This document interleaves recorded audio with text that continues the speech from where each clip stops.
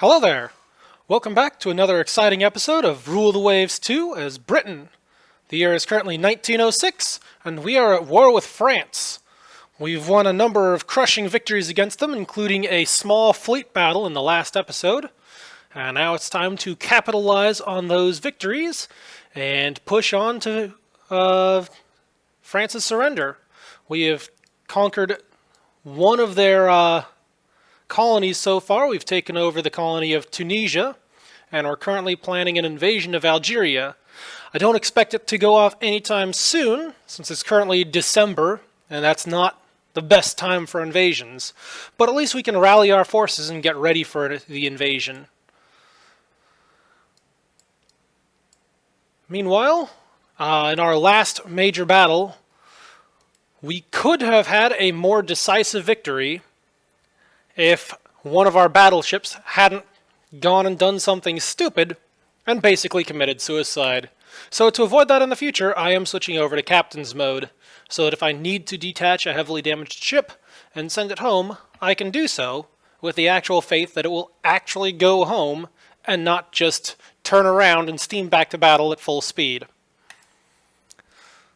I still intend to primarily maintain most of my ships in AI control, and hopefully that should maintain the fast pace of battles so far that we've seen so far.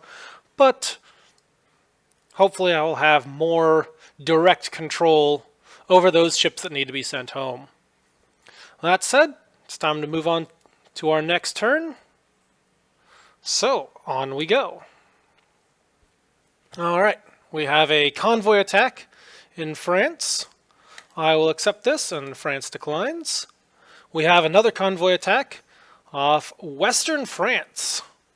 Hopefully, France accepts this one, so I will take the two destroyers unable to take part in the battle due to distance to the closest base. Alright, and here we go. We have one squadron of battleships. We have destroyers out and about in screen formations. And we actually have some cruisers in a forward scouting position. Interesting. Alright. This looks like a similar scale to our last fleet action. And let's see, what time is it? It is 7 in the morning. So we should have, sun is going to be coming up soon. So hopefully we'll have a destroyer and cruiser skirmish that turns into a full-on battleship fight once we actually get into the daytime. With that in mind, I think I'm going to change our formation here. I am going to take direct control over these cruisers in the hopes of actually being able to direct that fight somewhat.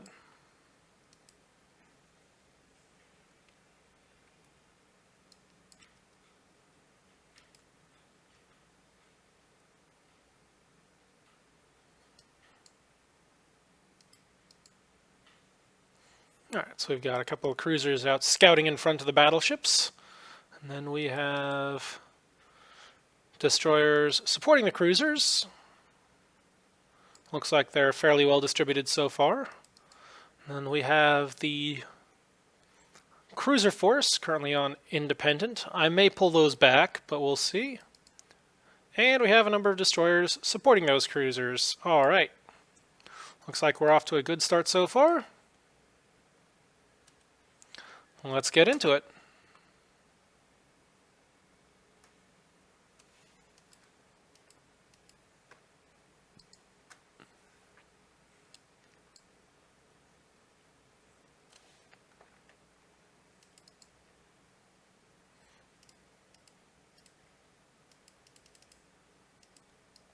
Alright, looks like I don't have full formation control over the cruisers yet. I would like to spread them out into a search line, but doesn't look like it's time for that yet.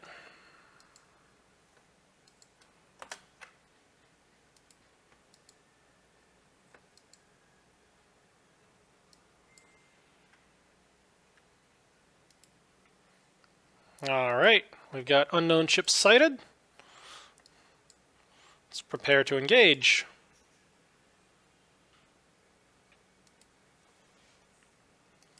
We'll accelerate to 20 knots so we don't outrun our other cruisers. We'll see what we've got here.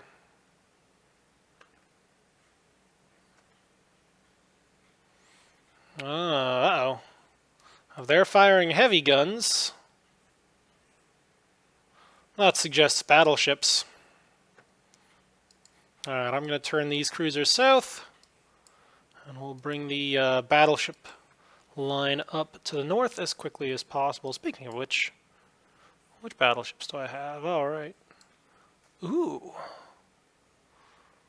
Well, looks like we have the full set of semi-dreadnoughts in this squadron. So we should have a significant material advantage over the enemy battleships when it actually comes to the battleship fight.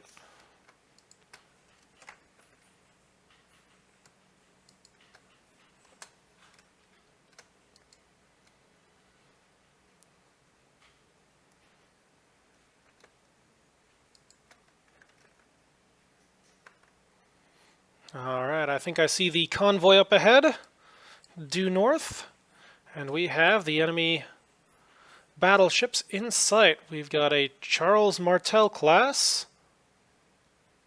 This is one of those ships that we were able to sink fairly easily last time.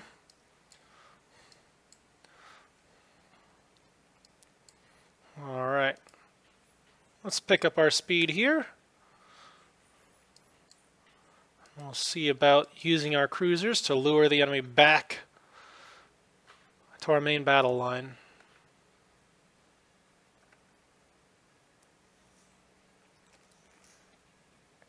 Alright, looks like we've already scored a few hits on them. We'll drop the game speed down to slow and we'll start running.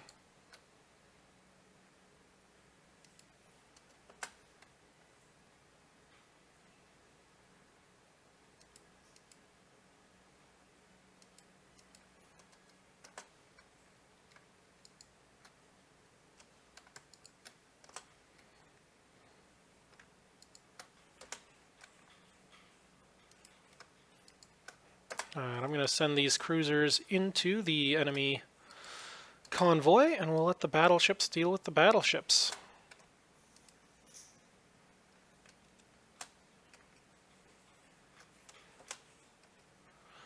I appreciate all these spotting reports, but please try not to slow things down too much.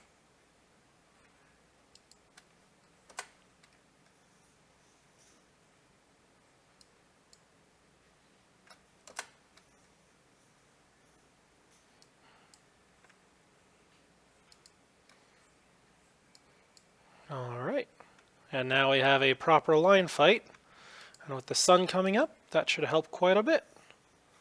Especially with our position right now, the enemy should be suffering from pretty severe glare issues, given that we are directly into the sun from them. Oh yeah, look at that, we're scoring hits on them, and they are not doing anything in return. Let's take a quick check at our hit chance. Oh my goodness, we have a 10% hit chance? How is that even possible? Ah, so we are extremely close. Base hit chance is very high, that would explain it.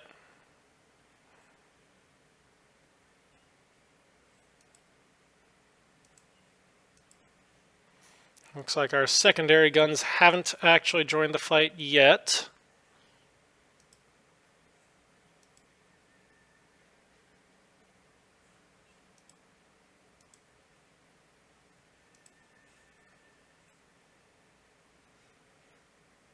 Or at least it's not providing me details on the hit chance.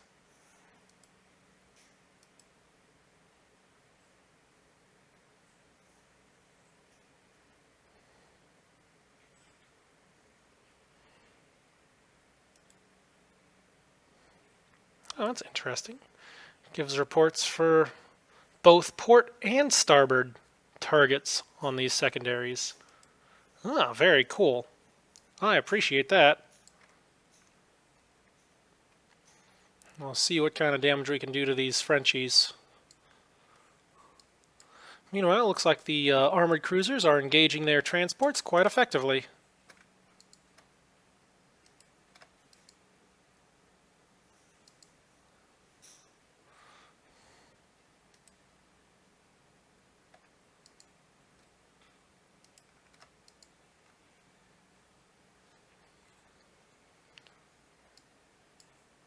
Alright, it's hard to see how the battleship action is going in oh my goodness, that was a lot of hits in a very short period of time. That poor Charles Martel class is getting hammered.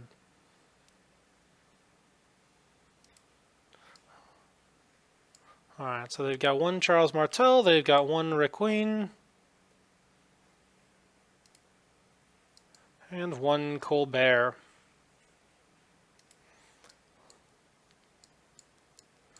Alright, and how's the fight over here going?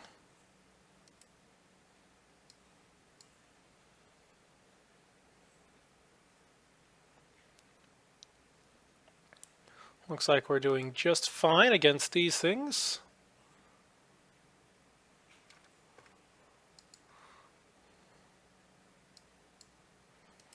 And it's time to continue the pursuit.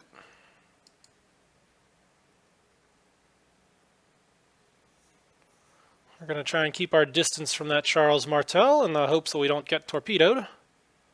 And I think it is time to order the flotilla attack, see if we can get some of these cruisers and destroyers of the light variety in the action.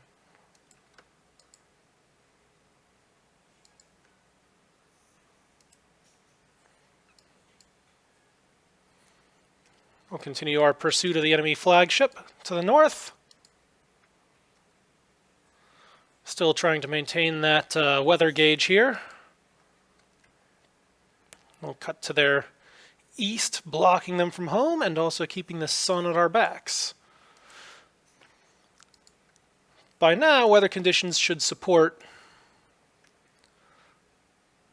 the engagement, or should not be, sun should no longer be a significant factor. Alright, we're starting to get torpedo hits on that Charles Martel, so that should be finished off fairly effectively.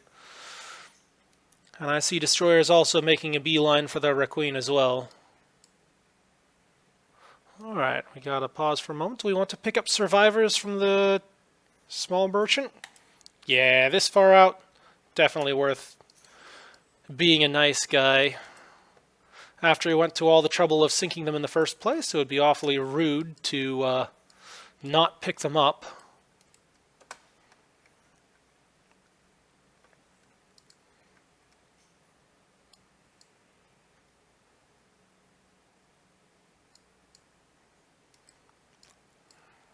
Alright, I'm not seeing any significant damage against the battleship yet. Although, he's turning around, so he may have just lost his rudder. So we'll go for a close pass here. There we go. Starting to score some of those hits. Oh yeah. That's what I'm talking about. That Colbert is in serious trouble now.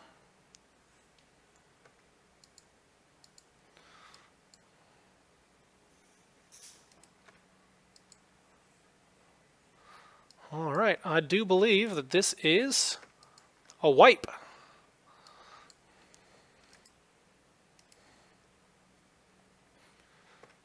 As we say in the gaming community, this looks like a total party kill.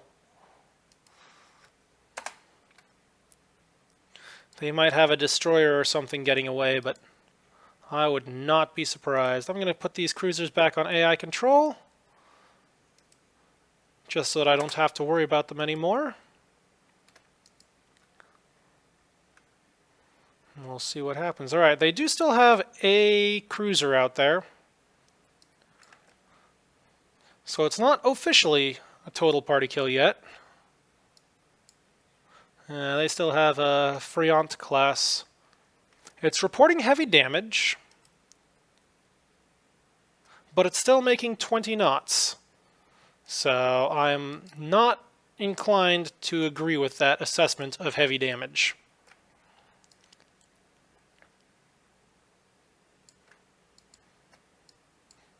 So we'll send these guys steaming after that as quickly as can be.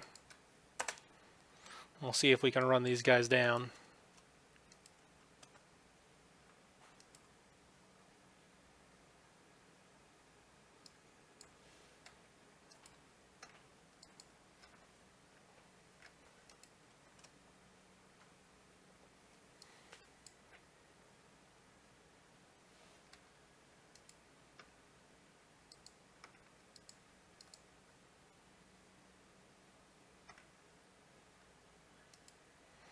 Yeah, that's more realistic. Light damage. It does have some damage because it's not going full speed, but certainly not heavy damage like we were predicting earlier.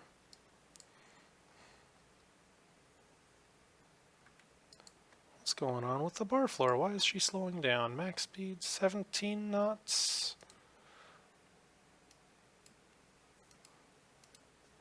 Alright, so we're still scoring torpedo hits. That's good. Always nice to finish off the enemy ships.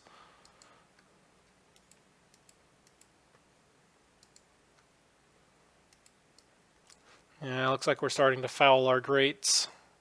That's annoying. But it is what it needs. It is what it is. And it looks like we're starting to score hits on that cruiser again. So this may actually be an effective total party kill.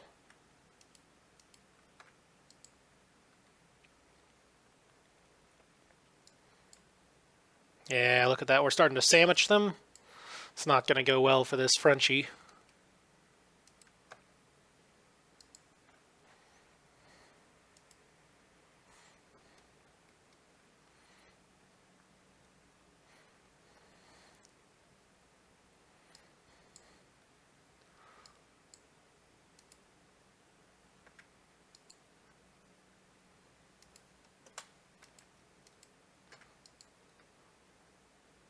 Alrighty, there we go.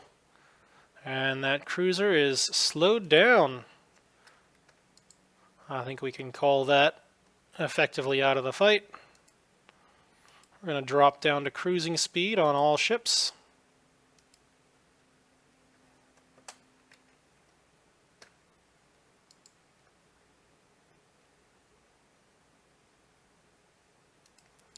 And there we go. France has no ships left at sea. Total party kill. Outstanding result. Alright, let's take a quick look over the details. Yep, so all three of their battleships took torpedo hits after they'd been crippled by gunfire. Sounds good to me. And of course, minimal damage on our own ships. So we'll call that to a close there. Good job, team. Haha, major victory. 7,000 victory points and 2 more prestige. Battle of the Bay of Biscay. Sounds good to me.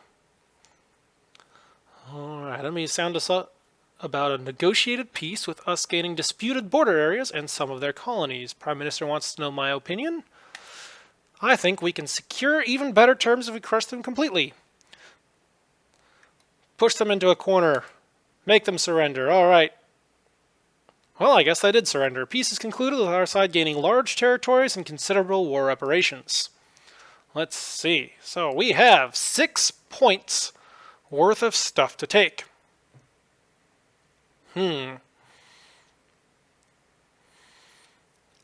Well,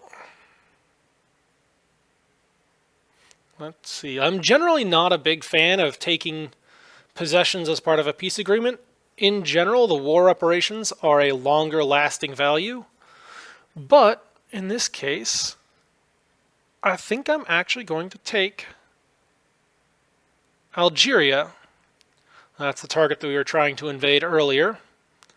And taking control of that should effectively kick the French out of their own home base, or their own backyard in the Mediterranean. Plus the additional base capacity would be well appreciated. Alright, so we're going to take Algeria, and we'll call that good. Alright. So Japan also takes some territories, Polynesia and New Hebrides. Oh! Oh my! Brand new naval guns, 14-inch rifles. That's significant. Alright.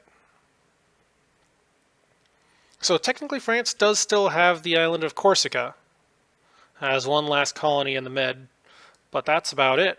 And they also lost colonies in Southeast Asia. That is significant. Alright. And now I have to deal with the budget. Now, this is going to hurt. Alright, so we have all of the Anson class. I'm going to throw those directly into mothballs, along with all of these Europa class. Throw those into mothballs as well. We are going to reserve all of the other capital ships. There we go. So those are all set. And as soon as we get these other ships back, then I will mothball or reserve those as well. Our Comus class are still out and about doing their thing, so I'm not going to mess with those at all. But we can at least start mothballing some of these. Yep. Let's start pulling this guy back to Northern Europe. And then these. Alright, back to Northern Europe. And then we can put all of our other cruisers on reserve.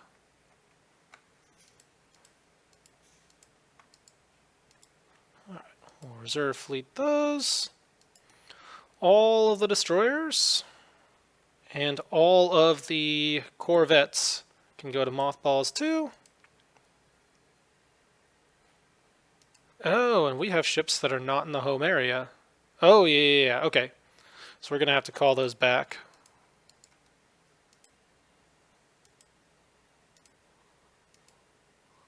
I forgot that we had those ships out there in the first place. Alright, we're calling all the destroyers. So those are coming home. Looks good to me. Alright, let's do a quick check here. Alright, so we're currently 3.5 million in the red, but in just a few more months we're going to be having our first dreadnoughts coming out of the yards. So I have no problem pushing forward with construction of this new Invincible class battlecruiser, at least one of the class. Alright, and we can also take a look at our espionage. At this point, I no longer care about beating up France, so we'll save some money there.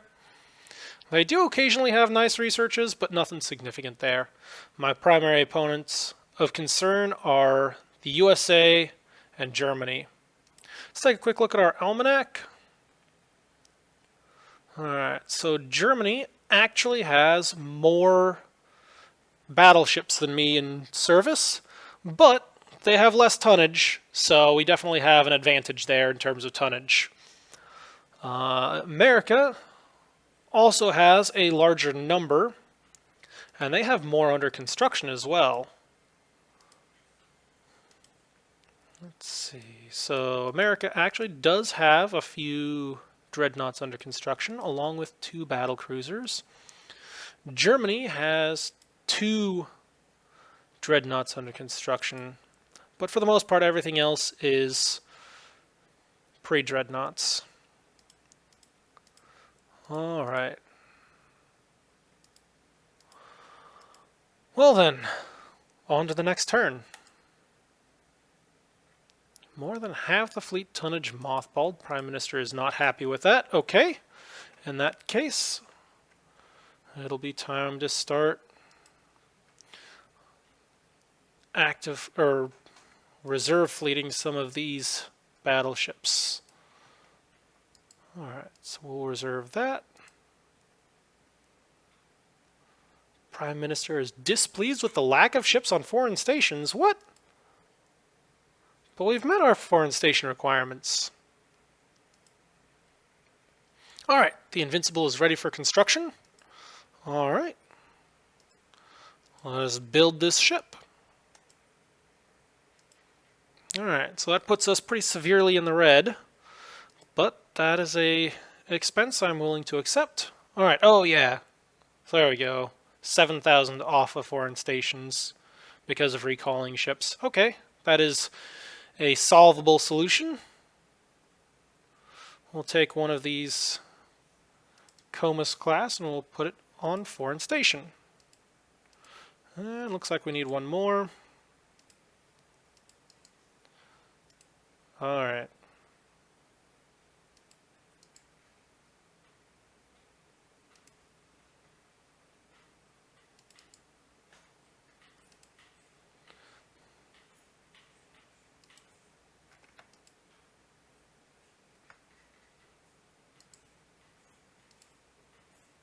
Okay, we'll mothball those two. We'll put this guy back in reserve. And looks like this Anson has also made it back, so we'll put that guy in reserve. Alright, is there anything else? Looks like these destroyers are back, so we can put those in mothballs as well. There we go. Mothballs.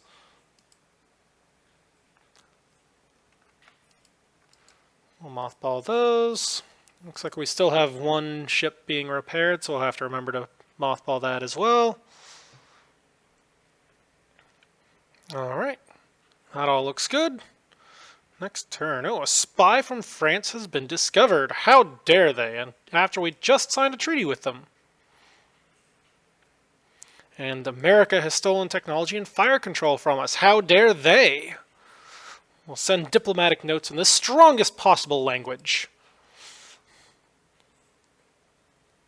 A war of words, if you will. Alright, so we have that one last destroyer needs to get put in mothballs. We still have a few more making their way back. Should be back next turn though, so that's good. And we have a Comus that just finished up, so we'll put that guy on reserve as well. Mothballs. We're fine in terms of foreign station requirements right now, so we're good there. Alright, we'll call that good. Check out our construction, how that's going. Looks good to me. On to our next turn. More than half the fleet tonnage mothballed. Wow, that was not much that changed.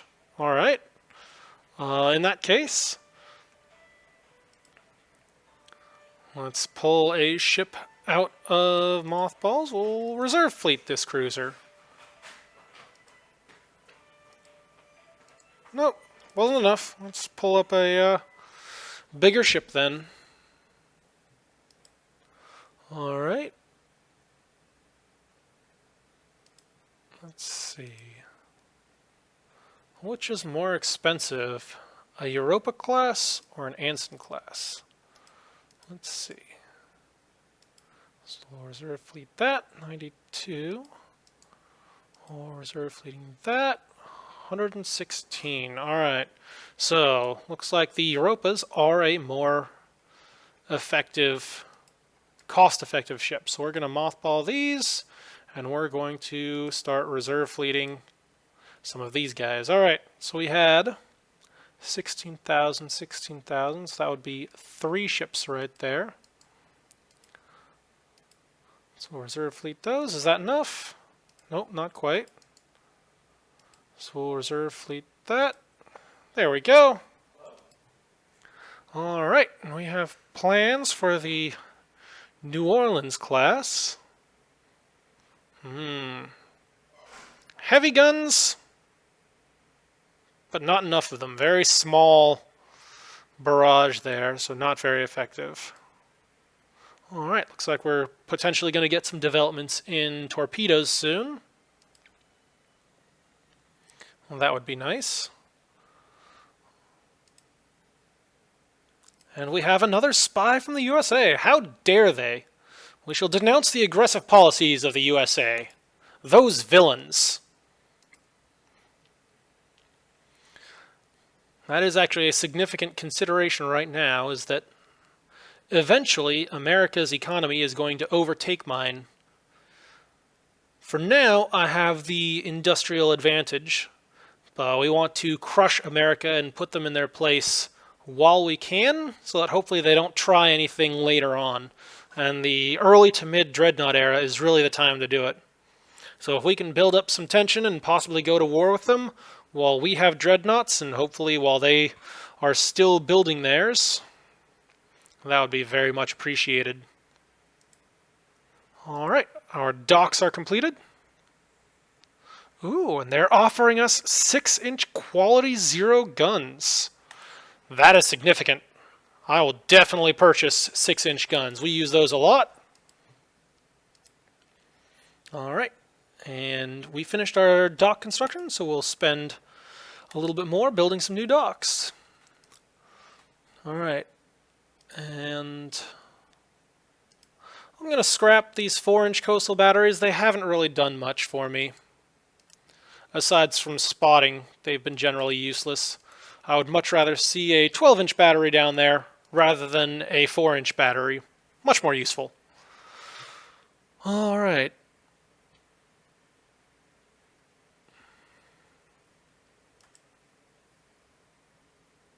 U.S. government is interested in buying the rights to the fire control.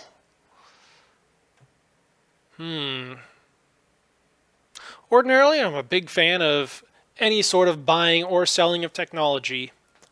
But since America is our possible rival in the future, I don't think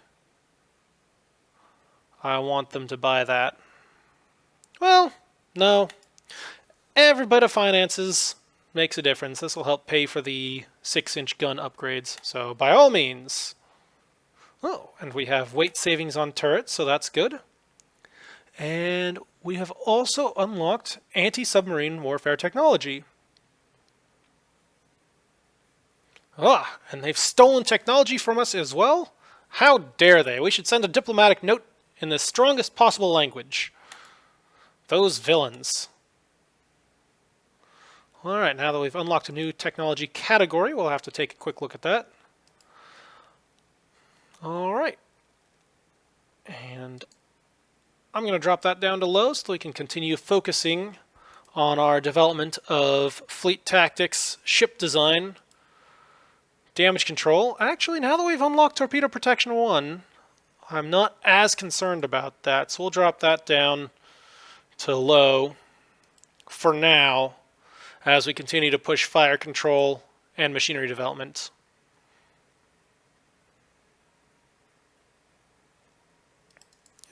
I'll put that on medium.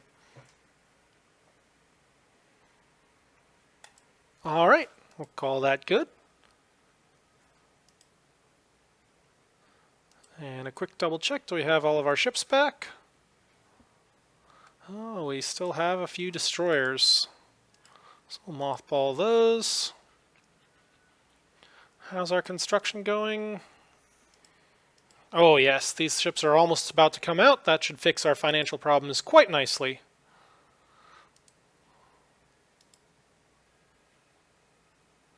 Alright, and Russia is willing to finance our naval construction programs by buying some technology. I accept. Ooh, and we also have a research breakthrough on superimposed X turret. Outstanding. Alright, getting all the technologies. Well, between the improved fire controls and the launching of these new ships, I think it may be time.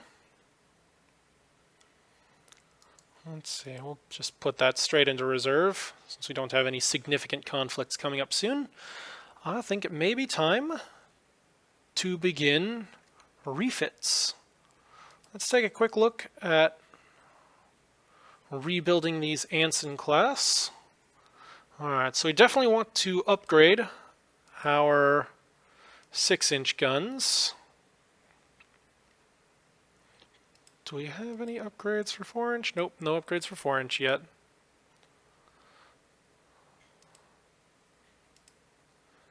And no improvements for fire control either, but upgrading those 6-inch guns is significant.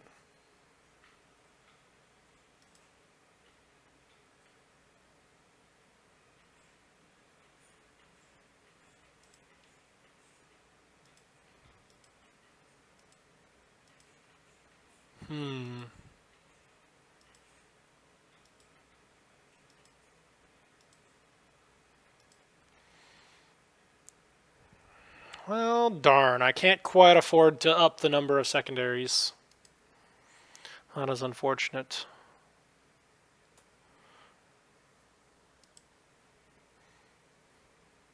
Alright, so I'm going to hold off on that refit for right now. Let's take a look at the Europa class.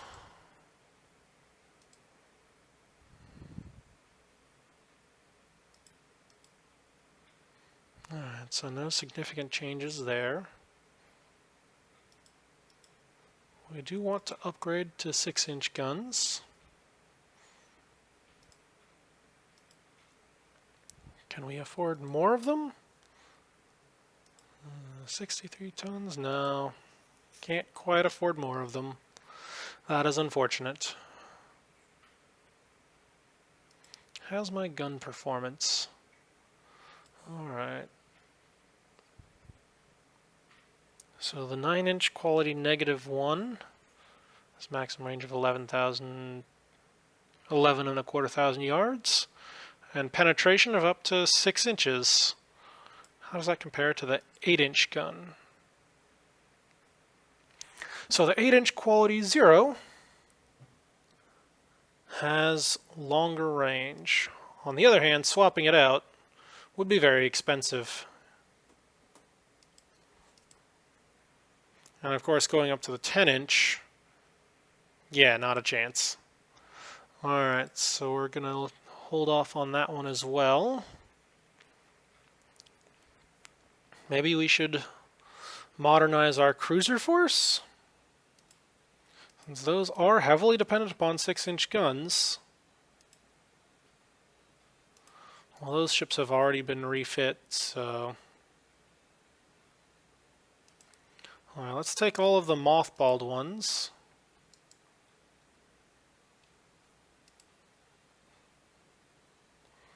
Let's see, so if we were to upgrade the guns,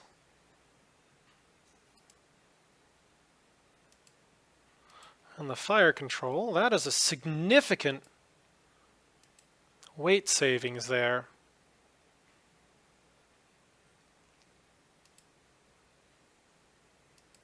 Wow, I am impressed by that, and that means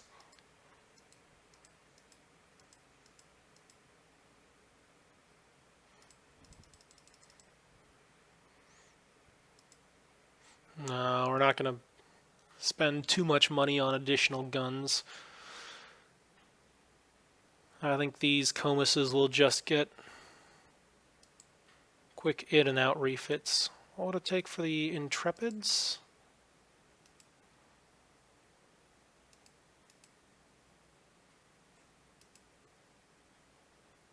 $4 months, $750,000 per.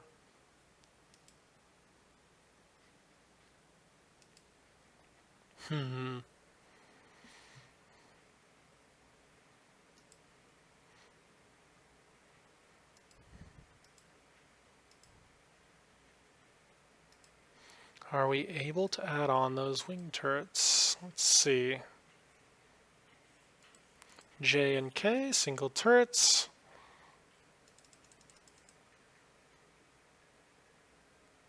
Well, that would work.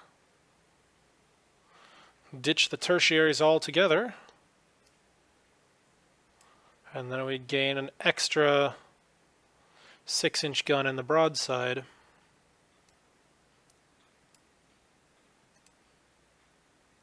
We could still have a few secondary guns as well.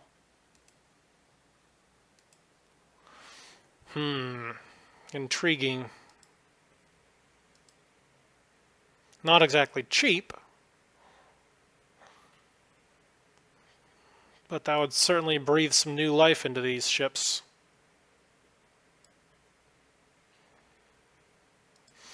Nah, I think they're doing okay for right now. They were last refit in 1904, so no need to do any changes to those. We're going to hold off on major fleet modernization while we finish building our new dreadnoughts. All of these older ships are just not up to the same pattern. It's not the same quality.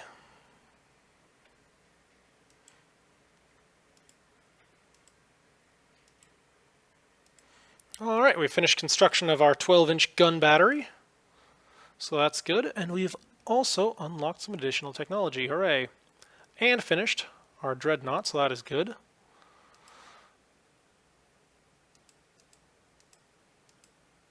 Alright, it is September 1907. Let's take a look at designing a new dreadnought.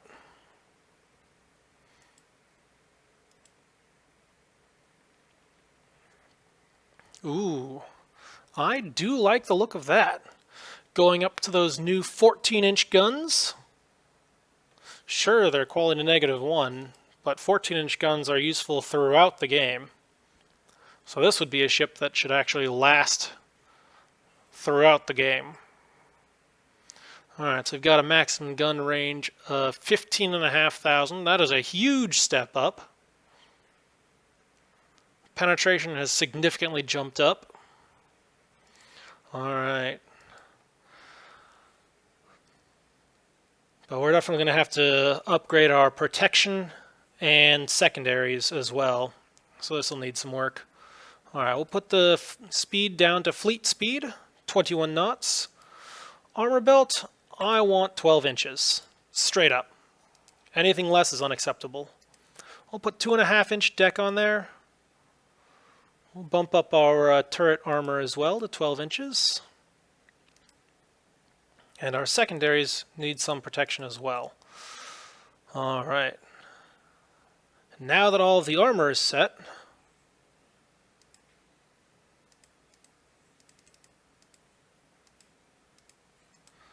alright.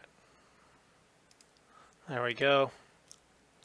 Now we can start looking into displacement.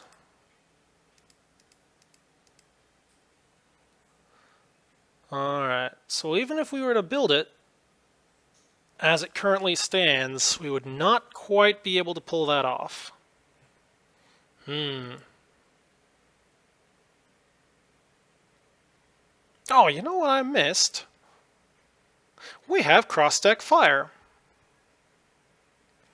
That is something that we will have to incorporate.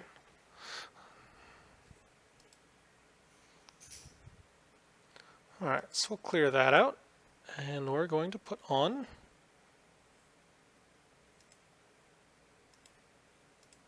a K turret. There we go. Cross-deck fire.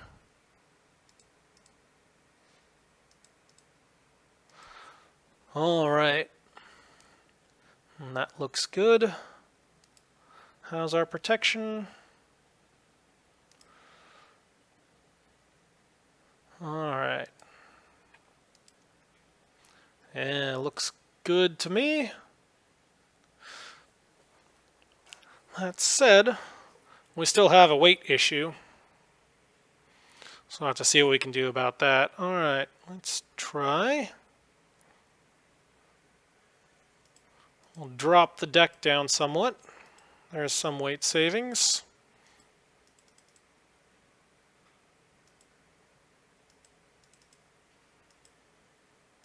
I'm not a huge fan of dropping the belt protection that much.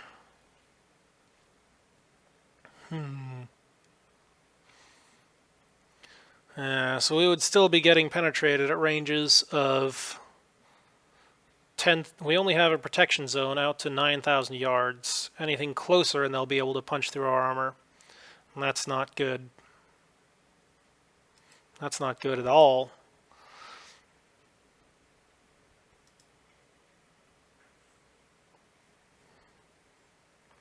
I mean, I suppose I could ditch one of the turrets or drop the gun caliber.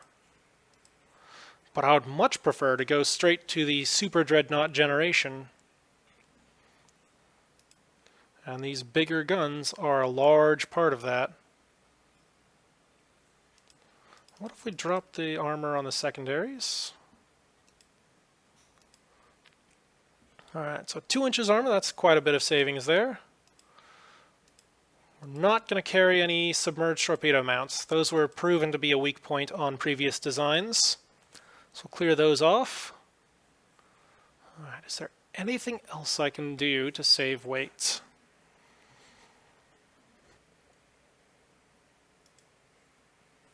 I'm not going to go to a narrow belt. That's a bad plan.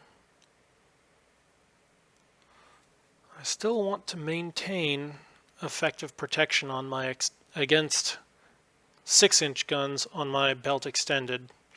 That's still an important consideration.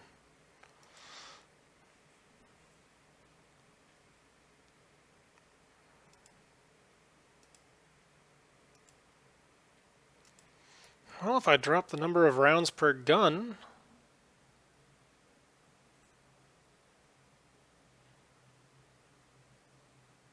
yeah, that could work. Oh, sorry about that. Had to sneeze.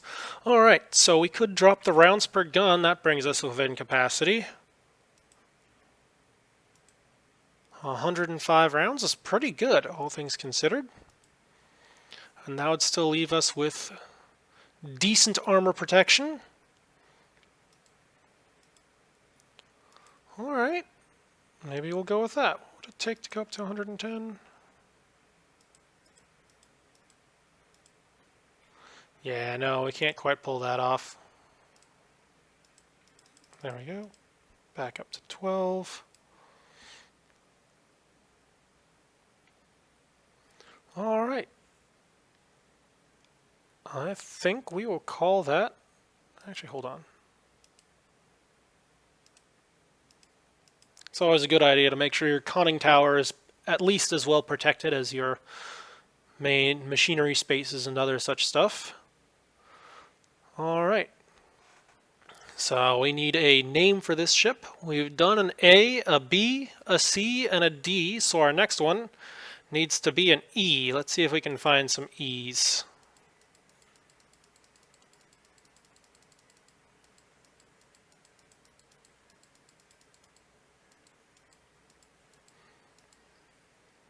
Nope, I'm not seeing anything right there.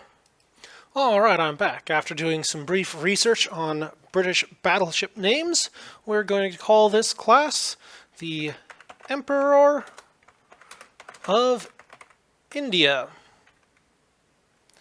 Alright. Whew, that's going to be expensive, but worth it. Alright. We'll save that. We'll commence development, and that will call this episode to a close. Until next time, Katori87, signing out.